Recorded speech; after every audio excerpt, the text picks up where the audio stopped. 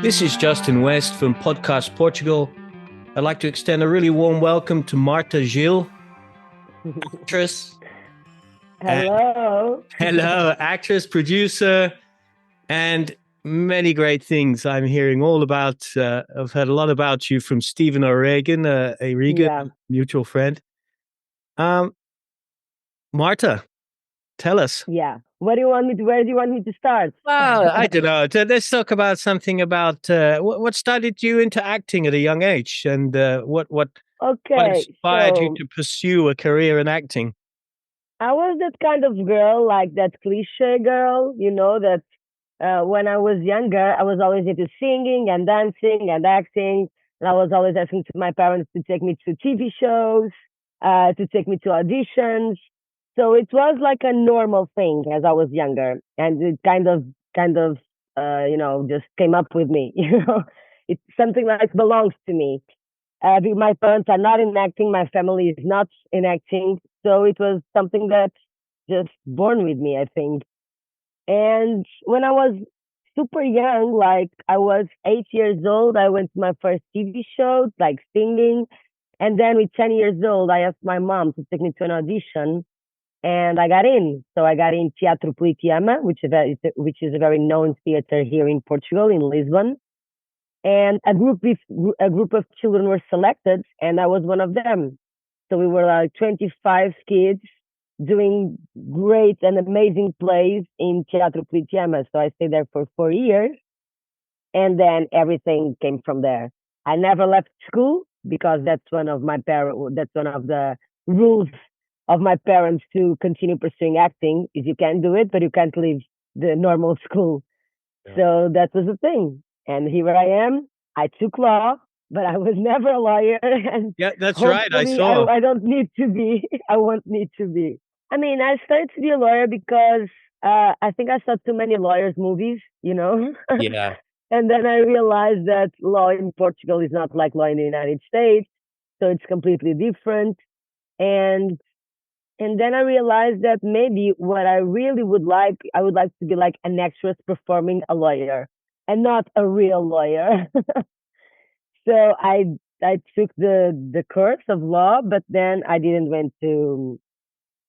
keep on the studies. So I'm not a lawyer. I'm what I call like a jurist, a jurista in Portuguese. hmm And so that's it. But it feels good for me to have that degree because it's a very general course, like you learn a lot of things about the world and a lot of things about the love and a lot of things about humanity also. yeah, And you realize that the system belongs to the people, and if the people are good they can make a better system. yeah. So if you think about that, it's a very interesting thing to learn and to talk about it, but I was into acting, so it wasn't the thing for me. Yeah, I mean it's one of the things that I'm kind of really a little bit sad about because my Portuguese isn't good enough to sit and watch a lot of the amazing TV shows that you get, you know? So I Yeah. missed like Morangos com Açúcar, uh, Yes. and Sophia's Diary, Vida Dupla, Yeah. depois Este Bem. Ah, Ah, pois está bem. tá bem, sim. That's so cool, hearing you speaking Portuguese. It's a very difficult language. Yeah, very difficult. Yeah, yeah. But tell us which one of those is one of your favorites? What are the I characters? mean, my first big show where I was like the main character, it was Sophie's Diary. So for me, it was like a life changing, because then I would spend my days like shooting from 8 a.m. to 8 p.m. I was the main character, so I was shooting every day, every single day. A lot of times I was alone because it was a TV show with a very particularity. Like Sophie would speak directly to the camera and ask the public some questions. So I would spend a lot of time in Sophie's room, just shooting like these little questions to the camera with some monologues, and then I would be with other people doing dialogues too. But so I was shooting all the time. Sometimes it was a very lonely work, just with the rest of the production, without any more actors. and then other times it would be like with me and all the other cast. So it was like 2 years of my life. We did 3 seasons, and it was like really really heavy work. And then I was still studying at the same time. So I, in the mean when we had exams in college, I would get to my friends and they would help me with the things that with the classes that I missed and with all the information that I need to know that I didn't. And so I was like doing the college like for 2 years like this, like shooting, missing the classes, and then I would go to the exams and I would do the exams. It was hard, but it was I loved it because I was doing what I loved. Yeah, I mean, often, being a great artist is a degree of struggle. Would you agree with that? Yeah, I mean, if I look back right now, I think it was a waste of time being Mhm. in law. I mean, people say, "Oh, it's never a waste of time. It's amazing." I mean, practical, it's a waste of time. Come on. I mean, in theory, it's beautiful to say that I have a degree and I studied law and blah, blah, blah. But practical, it was a waste of time. I could be like improving my actual skills. Mhm. I could be learning dancing and singing and be better in that. I could be a more complete artist if I would study for that with all that involves being an artist. So of course I took some small courses outside Portugal and in Portugal. But like if I was completely dedicated to my craft, I know it would be different. I mean, it's always different. If you are only focused on your craft, you get better. It's impossible not to get better.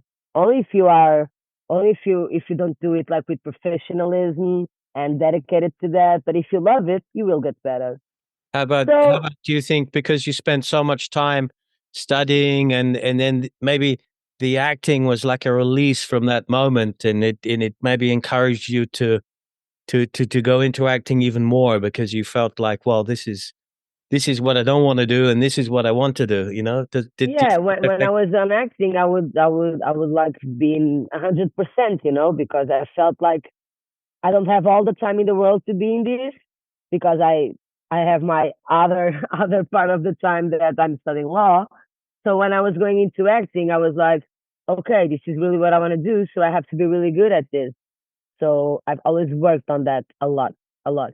Well, And also watch movies and watch plays and watch other people acting and working. It's also a very good way to improve. You learn a lot by watching, and we have the idea that we need to do and do and do and just go for it, but we learn a lot by listening and and watching others doing their job. mm, interesting. Well, whatever you're doing it very, very well because you won the best actress award for the short film Apartment 308 at the New York Yeah, International Film Awards. So, um, you crossed over into more international projects, Apartment yeah, 308 being one of them, and Red Roses Never Die. yeah. How was it? That was a very good one too. How was that experience different from working in Portugal, you working in the United States?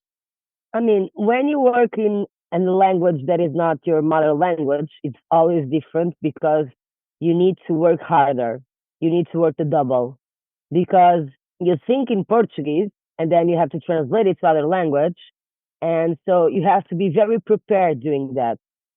When I was living in the US, I get to a point where I was already like thinking in English.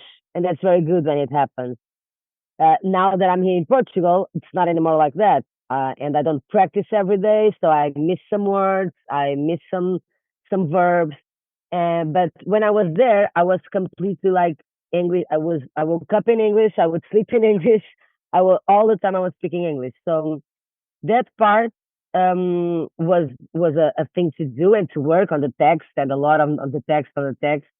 And then the thing is that I think when you're in LA and you're shooting, it's like even if it's a small thing for an actress, it's like you think I'm living the dream. Mm. I'm in the city of the movies. I'm working in my craft. I'm doing things I love, and it was like it was 2 years of my life, and it was supposed to be three, but then came the pandemic, so I have to go came back to Portugal. and that was hard at the time. But it was 2 years of my life that I just loved it. I was always into auditions. I was working a lot. I survived of money as an actress, which is like difficult to have it Yeah. because I was doing a lot of publicities, and I have this look that it goes like a lot with Latin look, and in LA they're always looking for that, like that South Latin American look, you know. They Yeah, love that. So actually, I you was do doing a remind lot me. of commercials. You do remind me of a. I'm not sure she's South American. I don't know whether Mexican or American Latin, but it's an actress. You remind Yeah, me so much of, and I can't usually remember who it was. it's Salma Hayek, I think Yeah, so, that that's you're right. talking about. Because I get that a lot. So, Yeah. but in America, I would get that a lot more because Mhm. in there she's huge. She works a lot, and so every time I was going to an audition that we were looking for Latin, Mexican, usually if I didn't have to speak because the accent is still an issue, I think not now. I think it's not an issue like it was like 5 years ago. I think it's much better now. But in that time, if I didn't have lines, usually I would get the part because the commercials in the United States they work like sometimes they go to all the countries, sometimes they go to just some states, sometimes they go to just some cities. So you need to have like your American accent because probably they won't understand you in some place of America. They won't understand you. So with lines, it was hard to get it. Without lines, I usually get the commercial. So that was the money that I could make it to survive and to live in LA because it's a very expensive city. Of course, then I worked in restaurants too. I worked in events, all the things that we see in the movies that extras struggle. I did that, all that. Yeah, I'm sure. I did all the package. Yeah, yeah. But working this Apartment 308 was an amazing short movie that won a lot of prizes because it was about domestic violence. So it was, and the time we had to work on that, the director, she was a woman, Mhm, and we worked really on the chemistry between me and my husband. mhm. So we spent like some hours, and we spent like one day, like just being together with her, speaking about the relation we could have. So when we went to the set, we were prepared. We knew exactly what we were doing. So it was really really good, and the final result is awesome. Yeah, what is the film all about for the listeners? So it's like a family. She's pregnant, and the movie starts. She's waking up, and the husband is preparing the breakfast, like a super amazing breakfast, because the night before he hit her.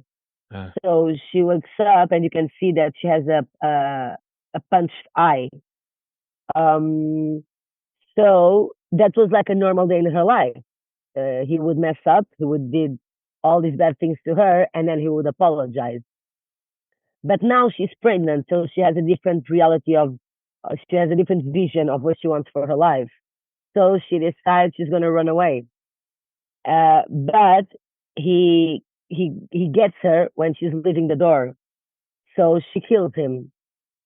She kills him, and the movie ends listening like the police and the ambulance, and she knows she's going to be arrested because even like that she killed the guy. But she's pregnant, so it's like the thing that she saved her child from that, and mm, she's gonna give a new life, and it's she decided to do whatever what was best for her.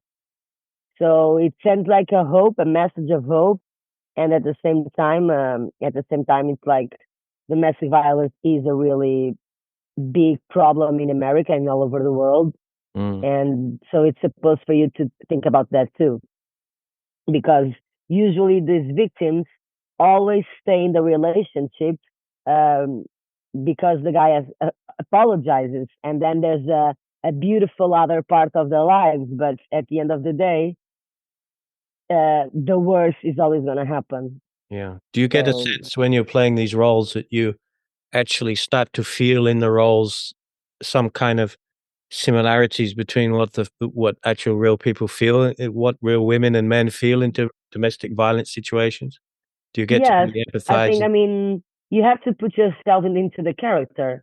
You have to feel what you think the character is feeling.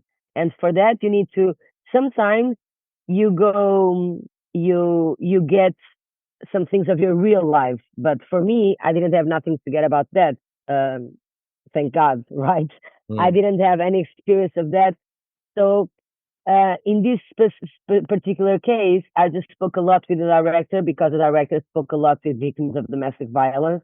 hmm. So we had a long conversation about that and what about the feelings that you need to express. And sometimes it was always about the look. Everything is in your eyes, and if you can pass the emotions through your eyes, you don't need to speak a lot. So the movie had no sentences. We had no lines. It was just the sound, the environment of the apartment, the expressions that we have to each other. We did. It was like a no. It was a silent movie, no words. Wow, how So it interesting. was just about the expressions. Mhm. Wow, that's really cool. I would, Yeah, and what I need to remember to make sure that because predominantly I think a lot of the listeners on here will be mostly English speaking, so I'm going to try to remind myself to give a nice link to where they can watch that movie as well. yeah. I think it's on YouTube. I need to check it. I Yeah. need to check it to see where you can see it. Currently, you are playing a character, an interesting character called Camilla in Festa e Festa. Is that Yeah, no, correct? now it's over. Ah, Now it's it's over over. now. The Oh, Yeah, it's over now because we're not shooting it anymore. The TV show is still on the TV, okay. but my character already went. Oh no, So they killed you off. no, no, no. I was not killed. I just went No. to another city. I went to Coimbra no, I went to Porto. My character went to Porto Okay. because I finished like this happens a lot. Like characters the start and then They come and go. my character she came and then she went away and then she came back and then she went away again. So it's always about the story. But now I'm into theater. So Oh. now I'm with a play in Parque Mayer, which is like a very known place here in Lisbon, close Mhm. to Avenida da Liberdade, Mhm. which is like it's an area where you have three theaters. Capitólio, which is like a more things of concerts and music. Then you have Teatro de Variedades, and then you have Teatro Maria Vitória. And I am in Teatro Maria Vitória with a play called, like in English, it would be And Nobody Goes Arrested. It's a Ah, comedy, and it's like this kind of theater is a very traditional theater in Portugal called Teatro de Revista. It would be like a magazine theater. okay. Which is like the most old kind of theater in Portugal. It's like through comedy and through humor, we kind of um, make critics about the politics and society that we live in Portugal. Interesting. Yeah. Okay. So now I'm in that play. I do a lot of different characters. We have like live musicians. So it's not a musical, but it's like in a play you have like imagine like 20 different stories, 20 different plots. Like it's like if you're watching a play and inside that play you have like short theaters, like Mhm. short plays inside of one play. And that every short play ends with a music. And every short play is about a theme that is connected to the politics, the society, the all the bad things that are happening in our country, like healthy education. The problem in Lisbon now that like nobody has money. The Portuguese people don't have money to live in their own city Mhm. because it's getting too expensive, and Portugal became like uh, a country that now that is recognized all over the world and which is an amazing country. So a lot of tourists are coming and are staying. So we have a big issue like with houses and because people can afford houses in Portugal right now. So it's all about that. Always with comedy, never like a drama. It's always about comedy to make people laugh, but of course you get out and you think about that. Where does that type of play and that type of genre come from, do you think, in the Well, history? because we have a dictator in Portugal Kind of before hid 25 of political April. comment. Yeah. So we were living in we didn't have democracy. So in that time, this kind of theater was to, how do you say it, to be controversial and to Yeah. speak about things that you couldn't speak.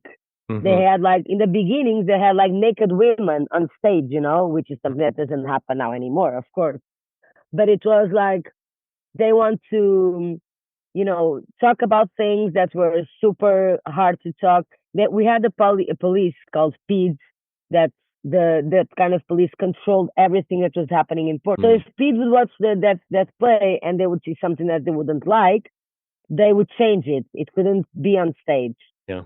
So from that time to now, of course, a lot happened, and there was an evolution in Portugal and in theater.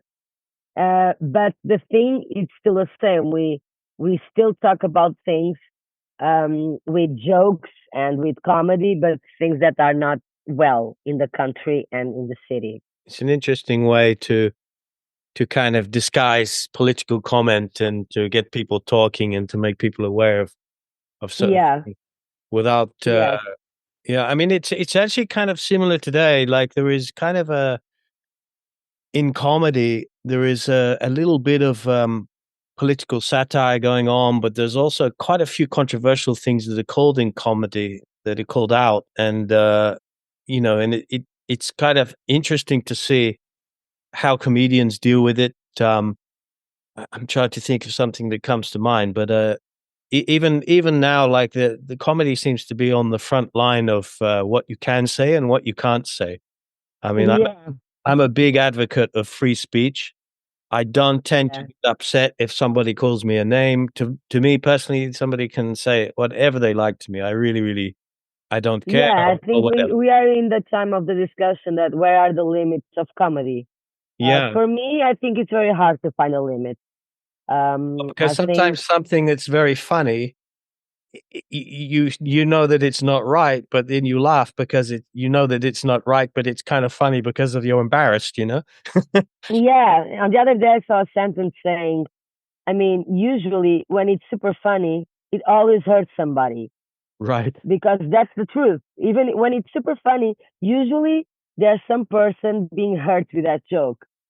But I also think that, of course, depends on the situation we're talking about. But I think that people should have always look at that like, and it's not that important, It's just a joke. I think you need to be Don't prepared to get so laugh at upset yourself. with that. It's just Yeah, yes, you have to have the power to laugh at yourself, yeah. You and have that's incredible when you get there and you just laugh at yourself. mhm. There's nothing that's gonna bother you. It's like okay, I get it. I can get that. I can listen that and embrace that. I think it's funny as soon as I've had experiences before where somebody is saying something to me and I can feel in my mind I have a choice. I'm either going to get really angry here and react. Exactly. I'm just going to laugh. And usually when I laugh, it just releases all of the tension and nine times out of 10, you end up being friends with that person or having a drink and having some fun or whatever. But, yeah, laughing and smiling at, situations, it's a nice way for It's the humans best to way. It's the best way deal to with go life. for it. Yeah. So what is what sort of personal interests have you got outside of your professional life? So sort of hobbies and what do you do when you're in Lisbon, or where do you like to go around Portugal, or if you travel? And Yeah, I mean, now with theater, it's really hard to travel mhm, because we have plays from Thursday to Sunday. mhm, So, and on the weekends we have double session. We have it at in the afternoon and at night. So now I have to do like small vacations, like from Monday to Thursday. The last time I went to Ibiza, but it's really I was missing the flight, so I was missing the time to be here to be on stage, which was like terrible. So now I'm super scared to travel and came on the same day with the plane because I had a flight at 3 p.m. and I just arrived in Portugal at 9 p.m. because my the flight was always getting late. What? But yeah, it was a really hard day. But now I really love to travel. But in Lisbon, I mean, my hobbies are running. I run like close to the river. Mm. I also have a dog, which I go for walks with him. But Lisbon is, I mean, Lisbon is becoming like a very cool city to live. You have a lot of cool restaurants. You have a lot of beautiful places to be. You are close to the beach. So in the summer, I always go to Costa da Caparica, which is on the other side of the bridge. We have amazing beaches in there, and it's like 20 minutes from Lisbon, so it's super close. Um, so yeah, when I can, now when I finish the play, I want to make a big trip to Asia because I've never been there.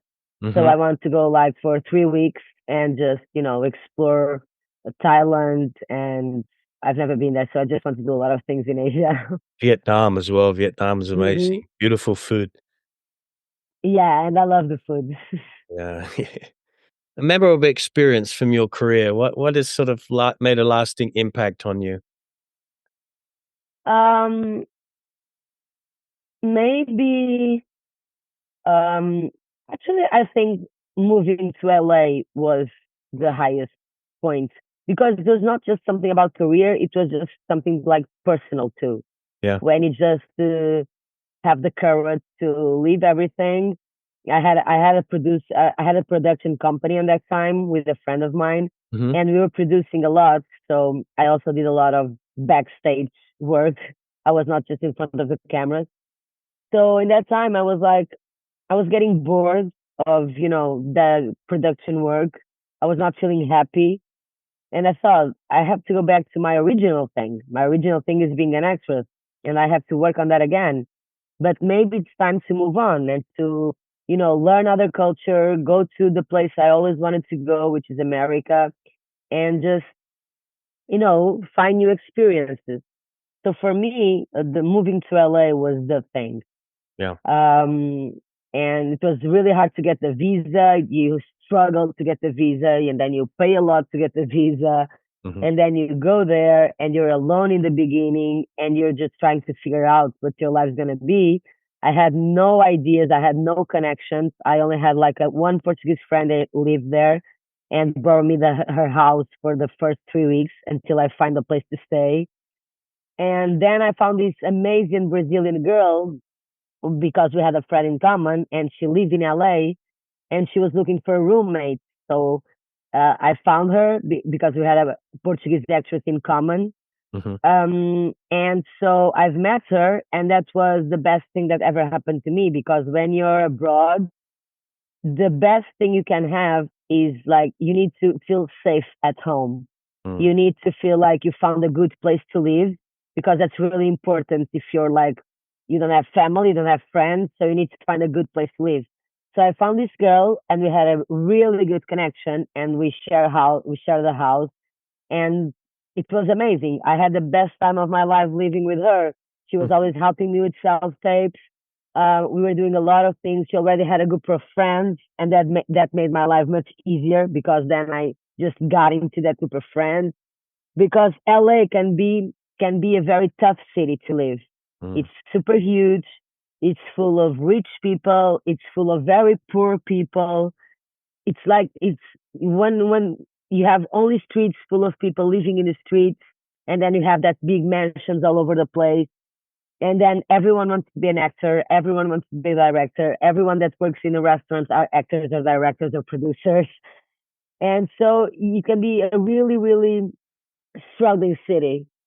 So I think I had that lucky to found Livia, which was my roommate, Mhm.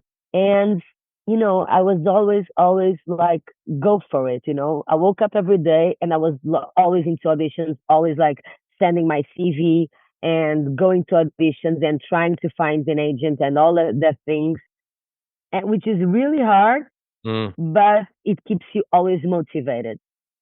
And for example, here in Portugal, you don't have that environment. You don't feel the same thing. It's completely different. Like I feel that when I was in LA, I was much more ambitious than I am here. because if you're in a place that you don't know and you just need to figure out for yourself what you're gonna do, you are much more, you're always there, you don't spend time doing things that don't matter to your life. And when you're in your hometown, it's different. You get much more distracted. Yeah. You spend more time with your friends. You spend more time like because you're comfortable. It's your city. You have your family. You have your friends, and you know everybody, and you know the city very well. So I think the turning point was really LA, and I miss feeling what I felt there. It's like I felt like super alive. I felt I could conquer the world. It's just Even it being really hard, I felt I was doing like the right way. And yeah. here it's just okay. It's like you're living the life, you're working, you wake up, you go work, and then you meet your friends, and then the next day it's the same. But you are not like I don't know if I will ever be in that place, but I would like to, Yeah. to feel again like let's I just think go for it. perhaps you felt like it was just such a big, scary challenge, and then when you succeeded Yeah, and you got that role to play, um, yeah. it made that victory sound taste so much better. And which was the first one? Was Red Rose? No, it was Apartment 308 that you got first, right? The role there, and then Red Rose died. Actually, I don't because Red Rose never died. She's a Portuguese director. Hmm. She's living in the United States for a long time, and she invited me for that. Okay. So I already knew her, Hmm. but it was a really good movie too. But I didn't know all the team, all the rest of the team. I didn't know them, and it was good because we had like a Brazilian actor, and the other actress was Italian. So that was very good. Like this cultural, all these different cultures coming together, all these different accents in the same movie. And I think now the things are getting to start to become like that, much more international, with people from all over the world.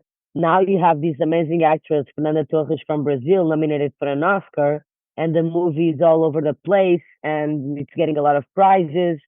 And you have also the movie nominated for best film, which is amazing. Hmm. And it's a movie speaking in Brazilian, like Portuguese, actually, like the language is Portuguese from Brazil. Hmm. So I think nowadays this international thing is getting bigger. For example, now you can make self-tape in Portugal for international projects. And like 5 years ago, 6 years ago, 10 years ago, that would have happened. You need to be there to get that. Now it's much more easier for everybody. Well, I've realized here now, I never used to watch any TV programs or anything like that which were in a foreign language. I just didn't.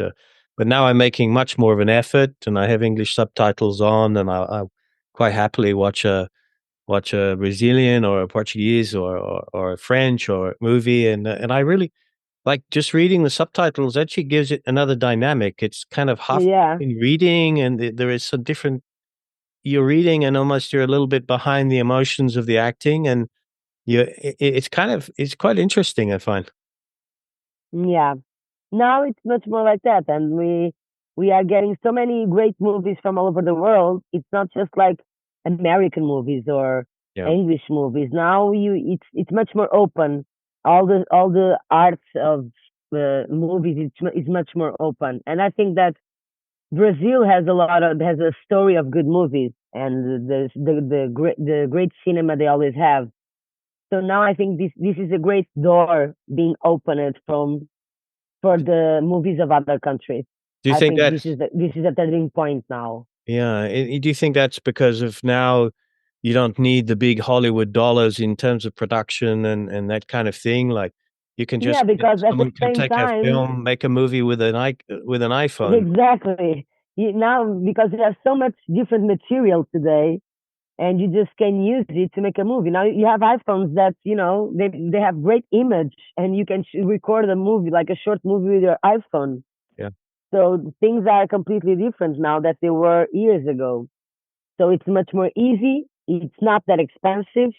and you just need to, get your group. And if you really want to do something, you can just connect with people and put something into the table and go for it and just do it.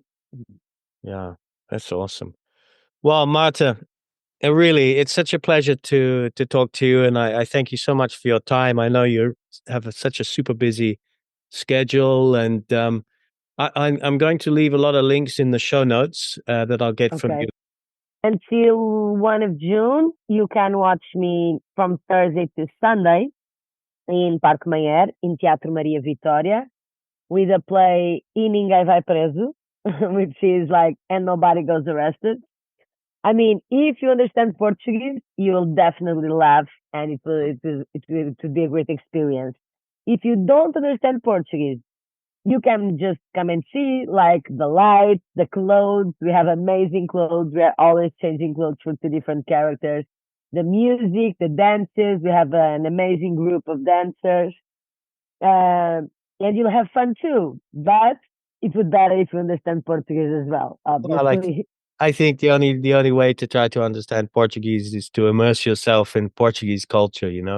I'm a Yeah, I'm a real advocate because I left one country, and I moved to Portugal. My partner, she's Portuguese, and I moved to Portugal because I like living in Portugal. So, um, otherwise, sometimes you could be accused of being a foreigner coming to a place and trying to make it how the place where you left, and that's kind of pointless, right? yeah, yeah. No, that doesn't make any sense. If you Yeah, come to another country, it's because you love that country. yeah, exactly. And Yeah, but from Thursday to Sunday, you can watch plays at 9:30 p.m. mhm, Sunday and Saturday. We also have in the afternoon, so 4:30 p.m. So you great. can choose and you can go. Perfect. Oh, thank you so much, Marta. I really appreciate your time. Once again, Thank you so much. It was really cool. we hope to do that. And good luck with your Yes. career. And I'm Yeah, you following it. too. Good luck for everything. Yeah, thank you. Thank you so much. This is Justin West, Podcast Portugal. Over and out. Thank you. Bye. Under the rock, I'm gone. I dig a hole and hide on my magazines. All the spots are not obscene. I just need some time, some focusing. I got the pen, I got the sheet, I got my plan, I got my screen. Someone tell me,